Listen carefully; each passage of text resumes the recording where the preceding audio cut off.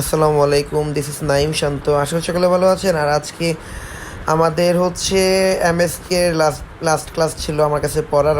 ওদেরকে আমি গ্রেড 3 এবং 4-এর যে বেস্টটা ছিল তাদের লাস্ট ডে ছিল, তাই আমরা সেলিব্রেট করেছিলাম। তো কেক অর্ডার করেছিলাম ড্রিমস অফ নাবিলাস থেকে। আর এই যে কেক কাটা হলো, তারপর সবাইকে আমি খাইয়ে দিচ্ছিলাম।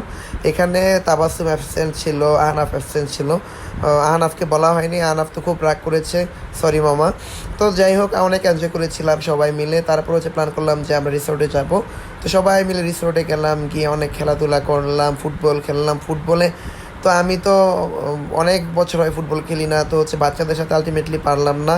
Saadat man of the match হয়েছে। ও তো পুরো এত ফাটাই ফেলছে, খেলা অনেক ভালো খেলছে, অনেক এনজয় করেছিলাম আমরা। আর আমি চেয়েছিলাম একটু বৃষ্টি হোক, আল্লাহর রহমতে বৃষ্টিও পেয়েছি আমরা। তো অনেক মজা করেছি, অনেক মজা করেছি। রিসর্টের ভাইবসটা খুব সুন্দর ছিল। তারপরে এই যে বাচ্চাদের সুইমিং করা, আমরা অনেকগুলো ইভেন্ট করেছিলাম। ইভেন্টে সবাই অনেক মজা করছিলাম। আর সবচেয়ে মজার বিষয় এটা, আমরা পুরো সুইমিংটা আমাদের দখলেই ছিল, তখন কেউই ছিল না।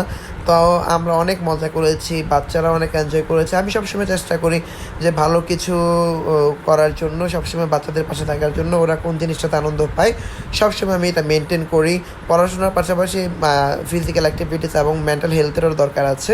আমার মনে হয় প্রত্যেকটা বাচ্চার যত্ন নেওয়া উচিত। তো অ্যাজ এ টিচার হিসেবে আমি তো সবসময় যত্ন রাখি।